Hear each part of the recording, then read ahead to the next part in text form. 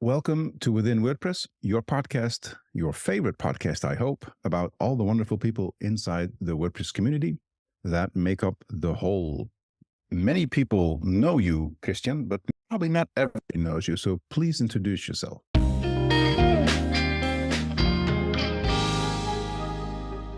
Yeah, I wasn't expecting that a lot of people actually know me, but been Oh, they do. shitposting on Twitter for quite a while now, so I guess they don't know me for the right reasons. But hopefully this podcast will change that. Yeah, let's Uh, hope. so yeah, one can only hope. My name is Cristian Raiber. I'm from Romania. I'm currently 37 years old. I run a business under WPChill.com brand. We own several WordPress plugins such as WP Modula, Strong Testimonials, Download Monitor, which we acquired from Buddy. You probably know Buddy by now. I know, buddy. Personally, yeah. And yeah, that's pretty much it. I've been developing plugins for I think 12 years now. We started with a local agency in Bucharest, Romania. We initially built, and by we I mean I built handcrafted themes and plugins. Like for every client, we would build like a plugin or a theme, custom theme, depending on the need they had. Yep. So that's how I got started with WordPress. We weren't earning a lot of money, unfortunately, because that was the market at the time, especially in Romania. And we decided to pivot to commercial themes. So we built commercially available themes for like 4 years, I think. And we made good money out of it, I think. But then we kind of started seeing a lot of less developed countries entering the marketplace where they could afford, lower wages. They had lower income taxes, so they were kind of flooding the market with products that were maybe not as good initially, but they caught up in like a very short amount of time in terms of quality, way cheaper, like impossibly to compete at that price point, especially with, even though Romania doesn't have the highest taxes or highest salaries, it was still way higher than other countries. So we decided again to pivot to plugins. And one of the first plugins we acquired was Modula. We bought this off of on Flippa from a buyer. At the time, he was advertising it as was making around $800 a month. And after we bought it for like $9.5 grand money, the entire profit we raised in the entire year of our theme business, we let it sit for about 18 months without touching it. We only built themes up until that point. We knew nothing about plugins. Like, we didn't know what to do with it. We just looked at it. And we were surprised that it wasn't actually earning $800 a month as advertised. It was earning more like 300 to 400. So it was half of what was advertised. So you bought a melon? Bought another one. Well, it took a while until I bought another one.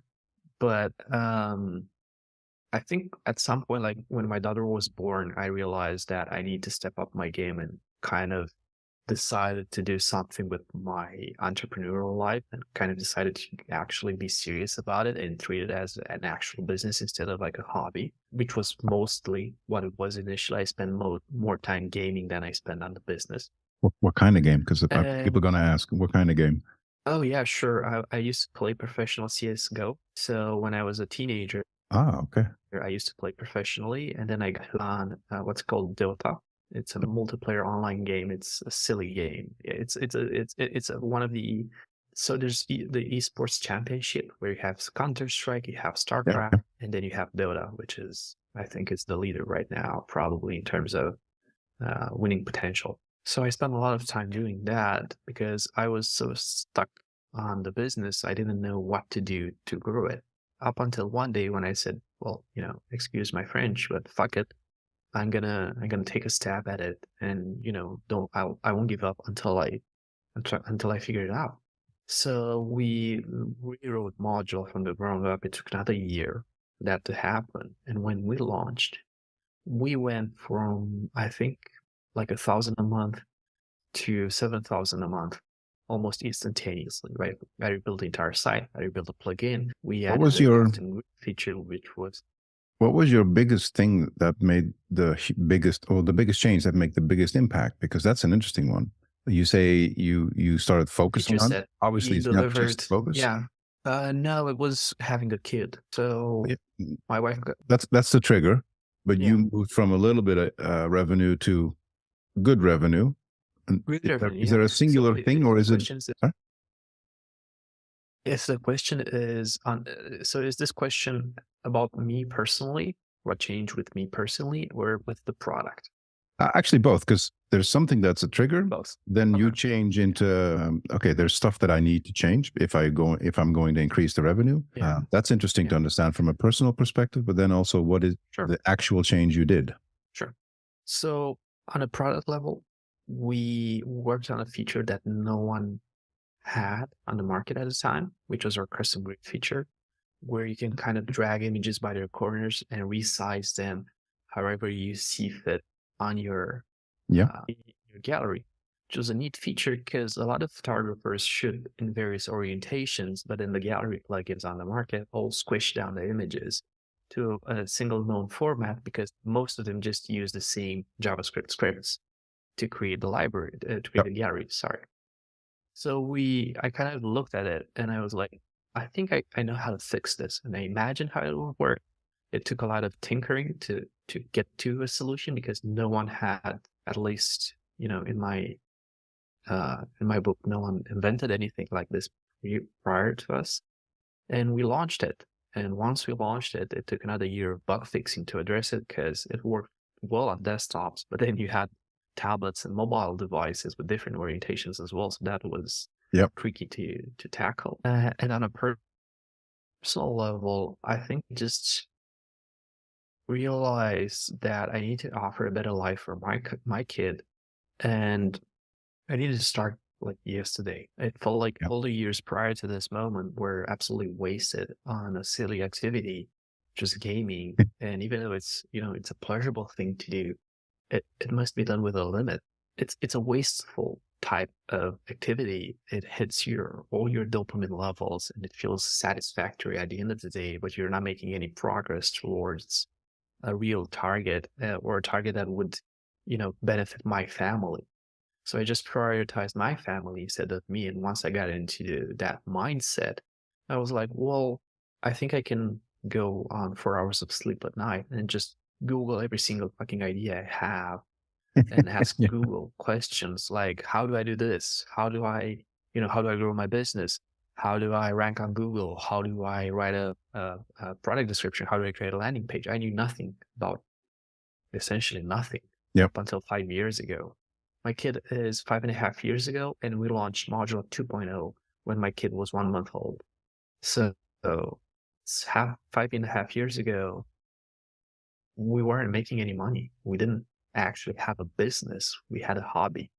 Yeah. Yeah. Like, It's funny because you describe gaming and moving away from gaming exactly as the reason why I never really got into it. I've never seen the point of spending so much time just to level up in the game without actually leveling up in life. And I'm fully aware that there's things you learn while gaming because it's problem solving and it's thinking in it forces you to think in possibly different directions than your brain is naturally wired to. I get all that. I just never understood the like why would you spend explain so much why time in it? it works. Yeah, I can actually explain why it works so well and why it's so attractive to many people. Please do, because that's Plays been baffling to me. Yeah, sure. Here's a version of it as I understood it. So it plays to one of humans' basic needs, which is to climb the evolution ladder. So Mm, we have all the games have a leaderboard, and the best one sits at the top. You have to remember that most big game companies, hire psychologists to design their game, to choose the colors, to choose the pace of the action. Like, a lot of psychology is involved in making a game. It's not just, yeah. me and you sitting in a room and throwing ideas at the wall and like, let's make this purple, let's make this pink. It doesn't work like that. If you want to make it, make it global and make a lot of money. For example, with Counter-Strike, people are split into two, apparently. People who want to defend from the bad. So it's, you have the police, then you have the terrorists. Like, they divided the camps in two and then said, well, the best one gets at the top of the leaderboard. And everyone fought for that, which mimics the same behavior we have in real life, because humans climb Interesting. to the top of the evolution chain by killing everything else, or using usually brute force. Like, we've killed animals, we've cut down trees, we develop weapons, we colonize, we try and colonize another planet now.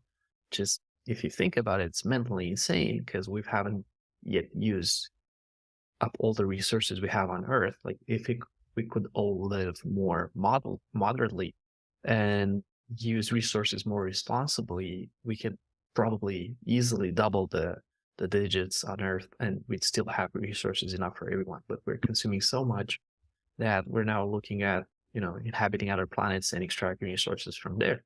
Just to me, mind-blowing. Agreed. But that's an interesting analogy, that climbing the virtual leaderboard equates to whatever you would do in society. I've never made that connection, which is why I think I mean, I've done gaming when I was in my teens and early 20s, I guess. But then life took over. Kids certainly was a large factor in there for me as well. But that's interesting. I still game, by the way, but I have way less energy today to do it, and I do, like, I don't know, maybe 2 hours every 3 months or so. Like, I have a desktop computer right here on the red side, like a top spec desktop computer with all the stuff that would make 16-year-old me super jealous and envious about this setup, in which at 16 I had a janky setup. Obviously, it was poor as fuck. It's just I don't use it. Like, the reality of being a grown-up is you can offer all the toys you didn't have when you were a teenager. Grown-up money is fun. No time or energy to actually, no time or energy to actually use them. So you have them. It's just, they sit there like, a book on the shelf. Just look at it from time to time and get, oh, well, I have it, but I can't play with it because I don't have any energy left in me. So for me, is anything cars. Like, I feel like if I invest in cars, I can't drive all of them at the same time, sure, but I have to get from A to B every now and then, so I end up actually using them, and then in my head that works the best. I don't really have any other hobbies, so cars it is, and I guess that's where my money goes. But no, but that's funny. When you say you switched the mindset, so you turned into version 2 of Modula, right? So what was the of Cristian, if you want? Sorry, I didn't version 2 of Cristian as well, and 2 of Cristian as well. Yeah. So version 2 of Cristian. So it was version 2 of Modula. Yeah, and version 2 of Cristian. Was the realization that once you saw the reward of the energy and attention you put into the product, so it became the next version, and you started making money. What was the reaction in terms of, oh, if this already made this impact, what else could I do? How did you go about doing that? I think we hit the plateau that everyone kind of hits at some point, especially in amateur land, which is WordPress, where we're all professional amateurs. We're trying to build up the best possible software we can, but where most of us don't come from a background of building successful businesses in the past, or having like a portfolio behind us, or advisors, like most VC funded companies have. They have a board of people that help them make better decisions. That's why I call this professional amateur land. We hit a plateau where I kind of hit my limits. So I'm not naturally good with people. I'm good with conversations, but I'm not good at managing people. I've found that I either do a lot of micromanaging or no micromanaging at all. There's no in between area here. I can't do it. I'm either all over the place and I'm trying to micromanage while I'm explaining things, hoping for the best. Like, my mind goes, if I break this down for them for the next 3 months, and if I explain every single thing, they'll have their aha moment, and then they can go on about, doing their jobs better. It never worked. I just got more and more exhausted, and they kind of, people just kept coming to me for solutions. And at some point, I think I looked at it and I was paying 14 or 15 salaries, and I was exhausted as hell. and I was doing their work. Like I was doing all the heavy lifting, I was doing the thinking, and they were just doing the executing.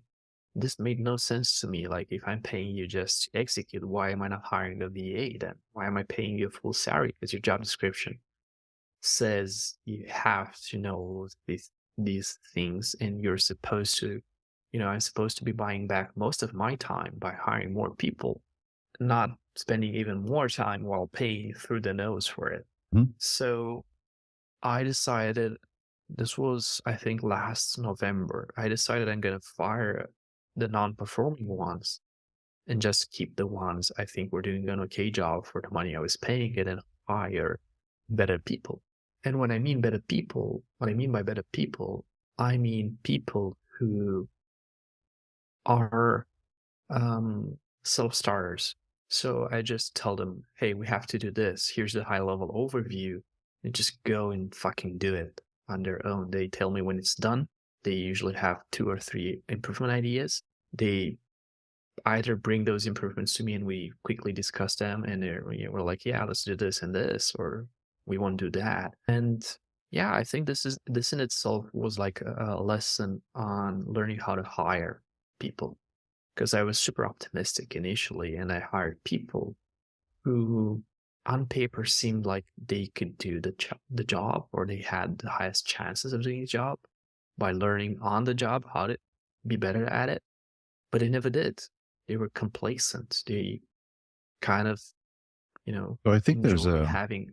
this is a good example, I think, of the difference between uh, somebody who has the skill set of building the thing and somebody who has the skill set of understanding what is needed to build the thing. Because building the things is essentially you write it out, and however high level you want to go down to the details of this is what it needs to look like. But the second person understands that whatever is written, whatever is explained, there's also the implicit part. Like you shouldn't have to write out that the code is scalable. You shouldn't have to write out that the code is easy extendable. You shouldn't have to write out, all of these presuppositions that are there, which don't necessarily need to be explained verbally every single time. So you need somebody who understands with half a word what the full word means, or half a sentence what the full sentence means. Probably better. Yeah, That's a great understanding to have. come to. Yeah, I agree. I've been able to buy back a lot of my time now, and we're setting up the team and the company essentially for efficiency. So the goal here is that within the next 18 months tops, we get a handle on how we want to operate going forward. So that's procedures, frameworks, software we're going to use to organize ourselves, measure every fucking thing, and then make cutthroat decisions on what gets implemented, what doesn't get implemented. And based on this, we're going to decide if we're going to do one of the following 3 things. We're going to either expand one of our products into new markets, we're going to build a product from ground up, or we're going to acquire something else. Which one are you leaning towards? Like, what would your preference be? I found that what's best for Christian isn't necessarily best for business.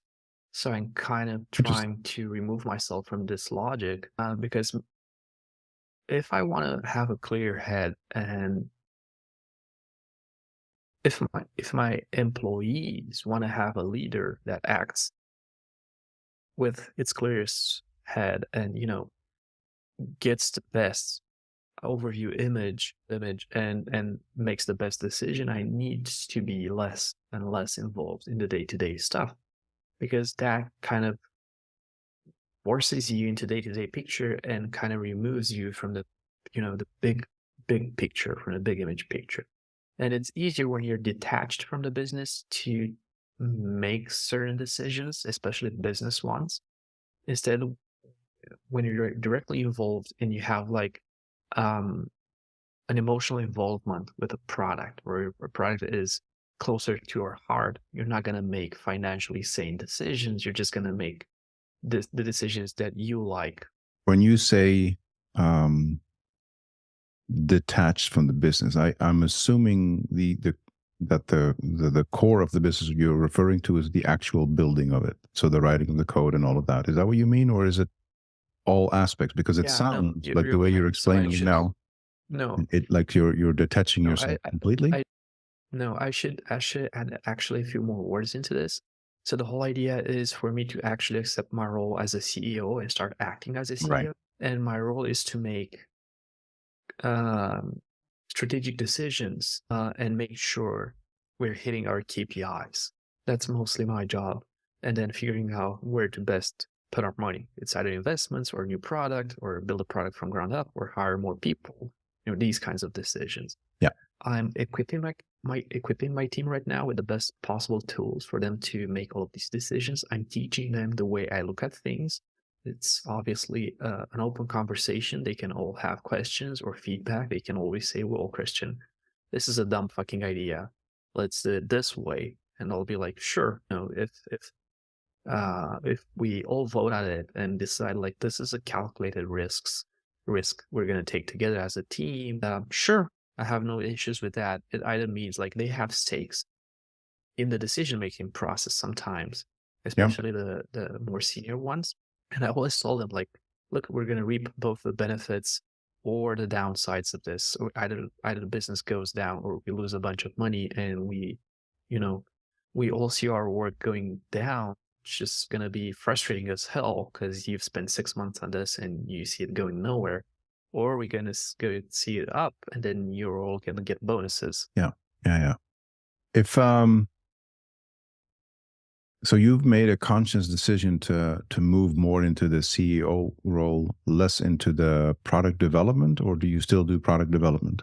I still do it, but I do it at a way higher level than I used to. So now they just get one pagers from me, which describes the new thing I want to do at a high level. So, that we're gonna add payment gateways into one of our products.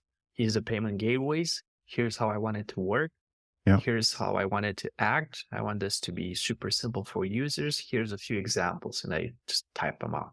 That's it. And they'll come back with prototypes, like design work. They'll come with a few ideas if possible. They'll come back Yeah. with estimates. They're going to be like, this is going to take a month, 3, 6, 9, I think it's a leadership and CEO type of role. I don't know. I never looked this up. I don't know if a CEO also acts as the leader of the business, but for me, it's both. It's like a combination of these two. I think they should, because it's chief executive officer, meaning all the executive decisions are made by that person. To me, they are synonymous with the leadership role of that of the company of the obviously micromanaging as a CEO is a bad thing, but Horrible. yeah. But there's a question in what type of CEO you are, right? So I know companies where there's 2 CEOs. That works because they have different but slightly overlapping fields. I know companies where the CEO is generally the one that just runs the business, like the actual operational side of things. It's close to a COO. I know companies where the CEO is the one with the vision, the ideas. And I guess there's no real right Plays most answer. to my strengths. I think the visionary one plays more to my strengths. Yeah, and by the sound of it. But Yeah. my point is that I don't think there's one particular type of CEO that is the way everybody should be in that particular role. I'd like to think it's whatever that company needs combined with the people that are working there. So if you have people who have zero vision but are really good at executing what they need to build, with proper instructions and everything, then it makes zero sense to have a CEO that does the same thing, because that's like, okay, hold on, this is too much of the same thing. We need somebody else to have a different type of view or have the ideas and just say, this is the direction where I want something to happen. Make it so, or give me 3 versions of how you would want to approach it. So the empowering part is essentially, I think, across the board the same thing, right? So a CEO has to have in a particular way a connection to whoever is working in that company, but they also need to have that that motivational, that I want to work on this as I'm receiving your instructions type of connection to it. I think that's interesting that because you start from code and you're essentially moving yourself, if I understand you correctly, moving yourself out of that equation and just moving like literally. So could we say that we're starting to see Christian 3.0, It's definitely a more mature version of myself. Yeah. 2.5? Yeah, let's call it 2.5. Let's call it the middle ground. Maybe it's Yeah. not the final version. It's not 3.0. I think I think one of the decisions that I made earlier this year was that in the past, I kind of cornered myself into any of the roles that the company needed at the time. So it was a designer, it was a developer, it was a support agent, it was a project manager, product manager, whatever the company needed, I was that type of person. I was wearing that hat. And I made a conscious decision of I told myself, well, if I want to turn this around and make it, we've been growing in the past 3 years, of course, but growth kind of has stalled for a while. I mean, we're not seeing as much growth as we used to see. Of course, you can blame that on the markets as well, because the market's shit right now, and a lot of jobs are being cut, and not a lot of spending is being done because of the inflation. But one thing I promised myself was that, well, I started this business, and I haven't spent any time on actually enjoying myself doing Hmm. this. So this time I'm going to make a different decision, and I'm going to choose what's best for me and hire for the other role the company needs, instead of me trying to be all the things the company needs and getting burnt out and getting upset that I have to do things that I don't enjoy doing, which is usually operations. I just fired someone who's going to do all of these things for me, just point them in the right direction. I tell them how to do it or what I expect to get at the end, and they Yeah, just have to do it. That's it. I like that. I like that. That's so for a lot of folks, when they when they grow a company and they hit hurdles and stuff like that, they'll just be like, okay, I got to fix the next hurdle, and then whatever that hurdle is, it's fixed, and you either educate yourself in that direction or you find somebody you can hire for that. I like how you're basically saying I'm aware of my limitations, I'm aware of my skills, and instead of waiting for it to happen to me, I'm going to start designing my company in the way that Mhm. most benefits me, but also the larger picture of, I'm sure that, and correct me if I'm wrong, but I'm sure that also includes the well-being of the people that work for you. Oh, absolutely. So the people that I hire are all people who enjoy doing what they're doing. So I've hired a developer, for example, who sleeps and eats code. He loves coding so much. He's one of the best developers I've ever had the chance of working with. Mm. He's also a personal friend, and that's bought me so much peace of mind. Whenever I go to him and I go like, "Hey, we have this. I want to do this thing. Would it be hard to do it?" And he's like, "No, that's easy. I'll do it." And 3 days later, he's like, "Done." This sounds like somebody I know. Yeah, that's probably Bari, That this is most but definitely it's not buddy. about. Yeah, Yeah, this is not about Bari, but I kind of know he has the same mentality from our past conversations, and I've seen him think and act. So yeah, yeah, yeah. um, Because you I I'm, think, did we mention it? You so for those who are listening who don't know who Buddy is, Buddy Coy is my co-founder for Scanfully, but Buddy Coy also builds WordPress plugins, and you bought one of his plugins, Download Monitor, yeah, a while back. yeah, yeah. About 3 years back, I think. I don't want to go. I don't want to move to this subject just now because did Sure. have one more addition for the previous conversation. So one thing you could say about what I'm doing right now is, instead of fixing hurdles one by one, I'm fixing them all at the same time. Mhm. So I've moved myself into an observatory position where I'm the observer of the problems in my business, and then just using money and making super fast decisions to fix all of these. Just not thinking about profitability right now. I'm just thinking about how can we move so fast that we figure out how to fix all of these problems while throwing money at it. Because you're going to throw money at it no matter what's going to happen. It's just going Yeah, to take way, way longer to do it. So instead of taking 5 years to fix this, I'm going to take 18 months tops, and then we'll have a mean well-oiled machine a to battle-ready operate machine. going further. Yeah, yeah. Yeah. Uh, we acquired Download Monitor from Body, I think 3 years back, and one of the funniest things that happened was that Body told me, I think after we already agreed on the price and agreed the fact that it's going to sell download wanted to me, he said that I've been approached by, I don't know, just pulling numbers out of my hat right now, but probably 50 people, 50 different people about selling download wanted to them. Mhm. And you were the only one who I felt had like real interest in making this and turning this product around and not just seeing it as a business. Of course, the business, the business potential is still there, but I had such a vision for it. I think I sent Barry, he told me, we talked through LinkedIn direct messages, and he said, if you have any questions, send them my way. And I think I sent him like a barrage of questions, like I sent 45 or 50 questions. Yeah. In a it was, they were not easy questions. They were like, when were you born, right? Like that type of question. It was questions like, why did you start this product? Why did you make this decision? How this did impact revenue? What's the current churn rate? A lot of stuff that he had to work for.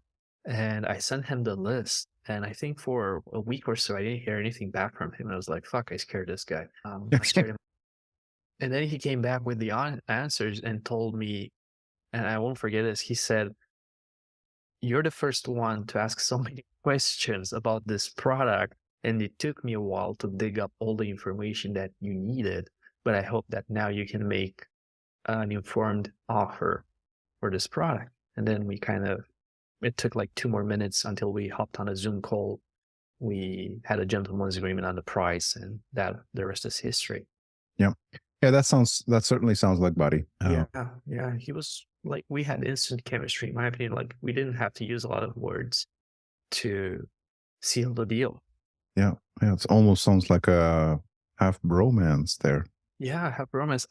What surprised me the most about Barty was how low profile he was, at least for me, and actually how much stuff has done. I wasn't aware he was part of the initial Woo Themes. Yeah, part of the initial Woo Themes team. And then he was like, I think he's into kickboxing. Like when we started talking, he was way fluffier. I think he stopped doing contact sports. And then all of a sudden, like 8 months passed, right? And I had a question about an issue with Download Monitor. We hopped on a Zoom call, and he was a little fucking jacked. Like sitting here on a call, it was fucking big. Yeah. What the hell happened? Yeah, that's funny. It was surprising because he works out a lot as well. Yeah. I think that it was surprising because a lot. No, I was going to say, I think that people lack the motivation. Sorry. Yeah. No, go ahead. Finish. Oh. No, that's it. A lot of people lack the motivation to make that big of a change in such a short amount of time. For sure.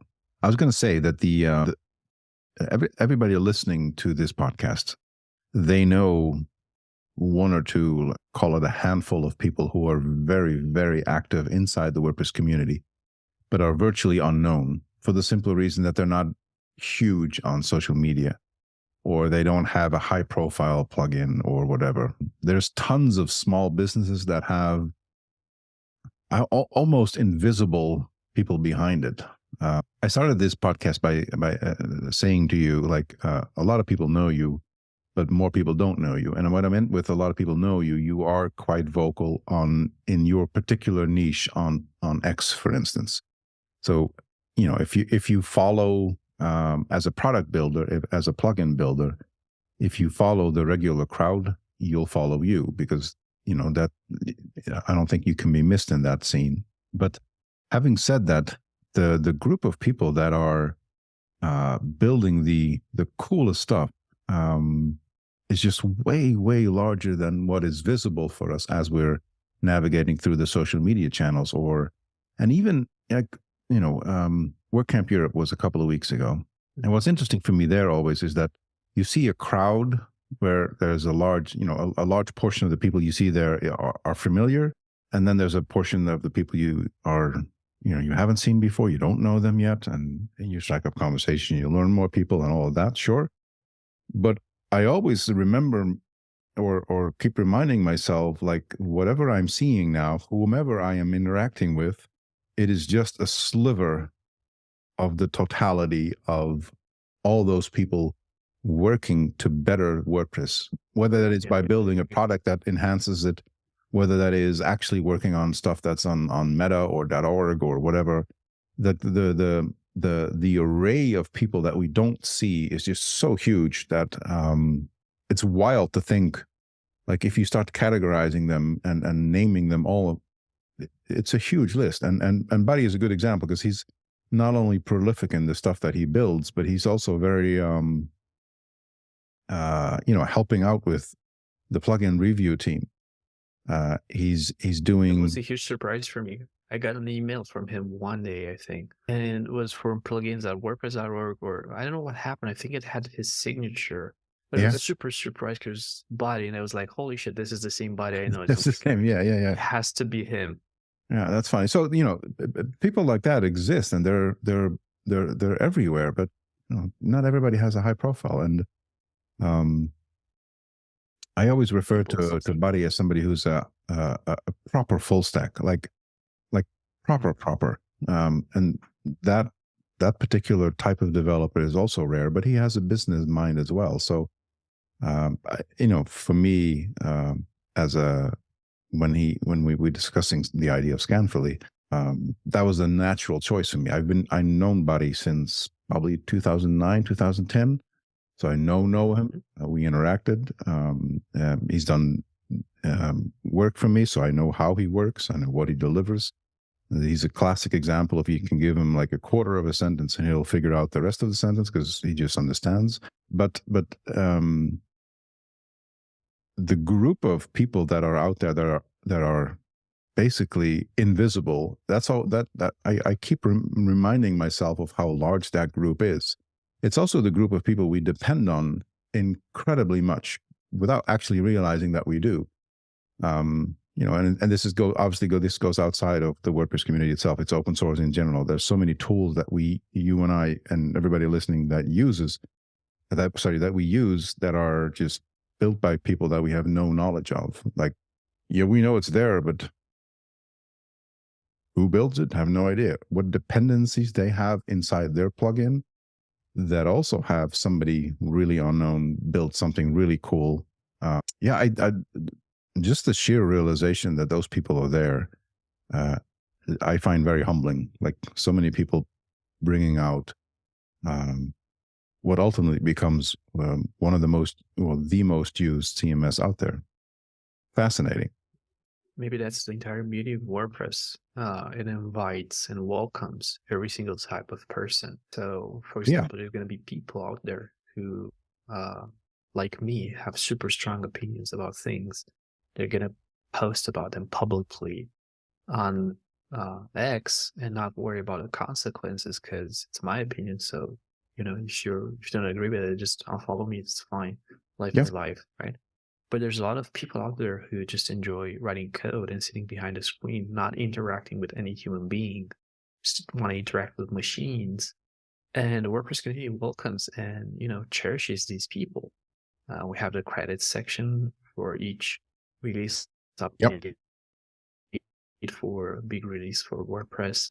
They get mentions from time to time. Obviously, not as much spotlight as we would want, but it's a big ass organization, right? It's a lot of people, and spotlighting every single one means there's no one actually sitting in the spotlight. So it's kind of an art, right, to highlight all of these people at the same time, but then like try to highlight their best important features, like the best contributions to Yep. the WordPress core project. I think it also plays to each person's strengths. So there's people who are naturally inclined to, without any business incentive, because if you have a business incentive, then that's gonna alter your perception of what you want to do. There's gonna be Absolutely. people who naturally are gonna go up on stage at WordCamps and give a star presentation about, I don't know, speed performance in WordPress, where I guess Canfully is going to be a very good tool to have in your arsenal. Hopefully I got this right. It is. It is. That is the And goal. yeah, I haven't, so I've been planning for a while to go up on stage at some point and have a presentation, but the whole goal for me isn't to make any money out of this. And what I dislike a lot about WordCamp presentations is that a lot of the people going up on stage have agendas. And don't get me wrong, there's nothing wrong with business, but we're all mostly business people attending a business conference. it's hard. It's a tough crowd to sell to, and if you're gonna use. I've learned this recently because I've tried to pick up YouTube content creation. So if you're gonna use a catchy title, an attention-grabbing title, Mm-hmm. you have to fucking deliver on that promise, or otherwise it's called clickbait. Yep. Because if I'm clicking on your title, or your title draws me into the conference room, and then your presentation's shit, I'm gonna hate you, and I'm gonna, hold you forever in my heart as the one person that gave the shitty presentation with the awesome title at You're WordCamp, iPhone, savage. whatever. I'm probably savage. Of course, this is probably gonna be unpopular opinion, or if it's a popular opinion, it's not as popularly exposed online. Like, most people don't have the guts to call them out on this. But I personally completely dislike this type of approach. So I think it depends on. Much prefer- I think it depends on where the presentation is done. So if we're talking, for instance, on the flagship WordCamps, that should be of a quality of a higher standard. Clickbaity type of stuff shouldn't be there. Selling your business or service through a presentation shouldn't be on those. If we're talking smaller WordCamps, and certainly meetups, I think it's perfectly fine for somebody very inexperienced in the whole process, but has wonderful knowledge to share, to have them be on that stage. And I would say generally people are very open to learn what works and what doesn't work. I'm very much aware that the community that we have in WordPress has a different dynamic in terms of businessy approach than most other types of communities. And that means you need to, if you want to operate in this business, in this community, you need to be aware of that and you need to act accordingly. So for instance, there's companies that they have a product. Maybe they started with, I don't know, Shopify. And then they figure out, like, hold on, Shopify is a segment inside the online world, but here's another product that we should probably want to be involved as well, WordPress. Now, if you approach the world of WordPress in the same way as you did Shopify, you're going to have a problem. Like, there's a huge disconnect between the one and the other. You're going to have to adjust, and you're going to have to listen to feedback, and just understanding that what works here doesn't necessarily work there. Meaning, you have to continuously adjust your agenda according to the person you're talking to or the group of people you're talking to. That's inevitable. Will there be mistakes? Sure. That's also inevitable. But when I look at the quality of the presentations at WordCamps, certainly the larger ones, there's ones that absolutely do not concern me. Like, I don't care for it. That's not because I know everything, but it's because it doesn't hit me in terms of excitement of learning about it. And there's ones where the topic is just super interesting, and I go like, that could have been a better presentation because the excitement that I had for it isn't increased. It's like I still have too many questions. That's a catch title again. Got you. For instance, the presentation didn't deliver. Yeah, so there's I think that's inevitable. I think that will always be the case. But that's fine, right? So I think we need to accept that. If we're all working to learn from whatever we did, and we're asking for feedback, and this is more about being a smart person than it is about the WordPress community or the stuff happening at WordCamps. If we're open to change and learning and improving ourselves, then is there a bad experience? Yeah, probably not, because if it's a learning, a bad experience can be turned into a good experience. But it needs to happen from both ends, right? So it's not just the people doing the presentations that need to up their game. It's also the people jumping into those conversations and talking to those people and letting them know what kind of information they actually would like. It's a huge and complicated mix, but yeah, I hear you. It's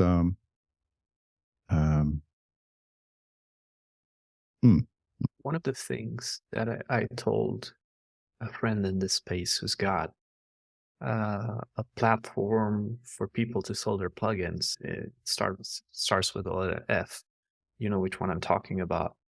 About 2 years back, was that if you start teaching m- more of your users, platform users, about how to grow their businesses. Since your business is to make money out of commissions taken out from their earnings, you're going to earn more. They'll be happier and they'll earn more. So one of the things I'd love to see with WordCamp presentations is how we can better our businesses, how we can better our businesses by also giving back more to the WordPress community or foundation. I'm always confused about these two because it's super nuanced in terms of who owns what and what does each of these to do. The goal here for me was like, how could you more responsibly build a better business for WordPress? How could we, actually act together as a community and build a better WordPress for our children, or better children for our next generation of WordPress? Build better stuff instead of, hey, here's our new AI-powered solution, starts at $199 a year. Buy it. I mean, don't get me wrong, there's a place for that, but don't trick me into, with your title coming into presentation, thinking I'm going to learn something, and then you're trying to upsell me. Because again, I'm going to remember you. I'm going to keep you forever in my head. And it's, I already tagged you. This is at least in my opinion. And by the way, this is all personal opinions, right? You can disagree with it. I have no problem with it.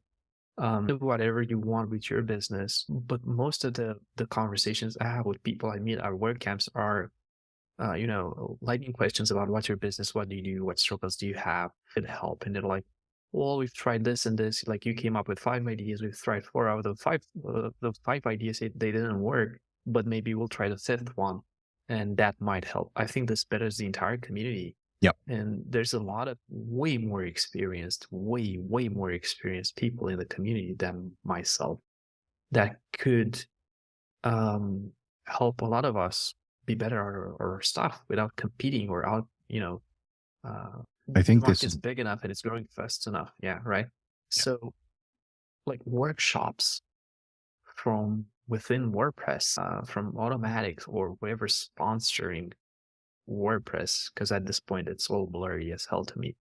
And they're like, here's the roadmap for the next 5 years of WordPress. You've got like the leading plugins in this and this and this part of WordPress. Like, let's sit together at a table and discuss, like, at least on a high level overview, how you could take advantage of this, how you could explain it to your users, how we can better train, your clients for this upcoming features.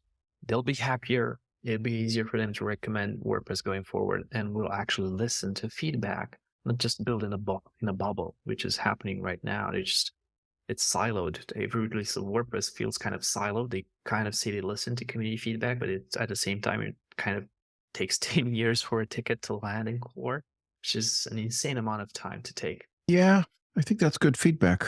It's feedback. I mean, it's my opinion. So no, I think so I think I kind of know the answer as to why that is.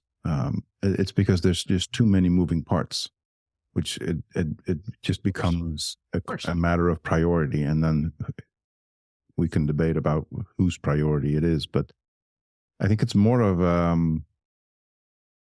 the impact of the choices that are being made in terms of what goes into the next build, what goes into the next version, what goes into the thing we focus on as a community to help us improve, all of those things. I think that is and always will be the most difficult thing to solve. I don't think there's actually a solution for it.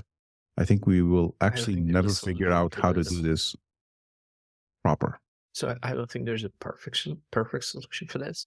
But I think if you start a communications channel, even if it gets only 10% better than it currently is, it's still a big improvement. Oh, I know, but in all fairness, I think over the last couple of years, we've seen huge improvements in that direction. It's just, we also have to accept that the size that we're at, it is just not something that moves easy, right? It's the same, it's the oil tanker that floats through the ocean. If it wants to move 1 degree to starboard, then it needs to think about that probably a few kilometers back before it actually is starting to hit that 1%.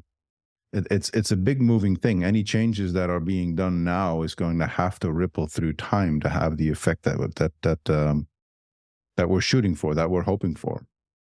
It's a tough one to solve. Simple as that. I have a counter argument to this, by the way, and feel free to hate me for it. Apple, Microsoft, they fixed it. They have developer conferences. They're week-long. They're also closed systems. They're closed systems, so it's incomparable in my head. That's a good point.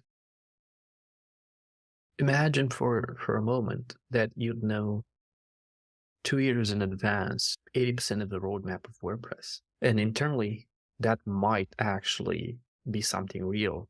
They might know it. They're just not, publicly sharing it with the entire world at the same time. They're just doing it in bits and pieces, right? So if you knew 80% of the roadmap, then you could have developer conferences, because for the amount of time that the roadmap is valid, it's a closed system, because you're going to only merge what's on the roadmap. Yeah. Does that make any sense? It does. It does. I think that is, yeah, agreed. And I think that's the combination that is the most interesting one to hope that we get there. Because what you're saying now is essentially saying we understand that we are a big moving part, and because it's open source, it's somewhat nebulous of where we're going. Having said that, if we were to force ourselves to work more like closed source, in the sense that your examples, Apple and Microsoft, they think about their roadmap 2 years ahead, and they start communicating that roadmap, maybe not 2 years, but at least a year ahead, so that companies working with the product and building upon it have more time to interact and eventually react. I 100% agree with you. That is where we need to be. Yeah. It's a good one. Others here won't take us there. That's the short version of it. WordPress got to this point because of its openness and open sourceness. But it's time, in my opinion, for WordPress 2.5, as Cristian 2.5 launched as well this year, where WordPress gets more mature and the leadership actually acts. You had this example of an oil tanker, which is a big fucking ship, and it's hard to steer, or super hard to steer fast, but it has a crew, and all of those people work in tandem to execute all of those maneuvers with perfect timing and execution. And I think if other corporations can pull it off, WordPress can for sure as well. And that's a lovely note to end this episode on. Thank you so much. I agree.